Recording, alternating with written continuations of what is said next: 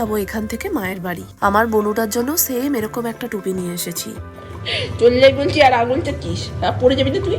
চললেই বলছি আর আঙুল চাচ্ছিস, আর নয় আরো ডেকে ডেকে ডেকে ডেকে। আচ্ছা ঠিক আছে, আর ডাকতে হবে না, আমি চলে যাই, বাড়ি যাই, রাত হয়েছে। ওরে বাপি, যাবো না, আচ্ছা আচ্ছা, যাবো না, ঠিক আছে যাবো না।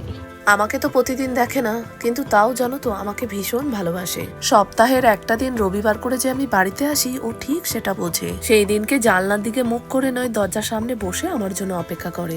সবারই প্রায় খাওয়া কমপ্লিট, আমার বোনুর আর বর্মশাইরই শুধু বাকি আছে। তাই তিনজনের মতন খাওয়ার আগে বেবি নানটা ভেজে নেওয়া হলো। দাঁড়াও বর্মশাইরটাকে রেডি করে দিয়ে আসি। আর এটা হলো আমার বোনুর হাতের বেবি নান, অসাধারণ খেতে হয় জানো। তাই বসে খাওয়ারও আমার সময় নেই, এখানেই দাঁড়িয়ে দাঁড়িয়ে খেতে শুরু করে দিলাম। আর এদিকে আমাদের পচাকে দেখো, ডিনার কমপ্লিট, সেজন্য শুয়েও পড়েছে। তাহলে চলো আজকের এই ভ্লগটা এখানেই শেষ করছি।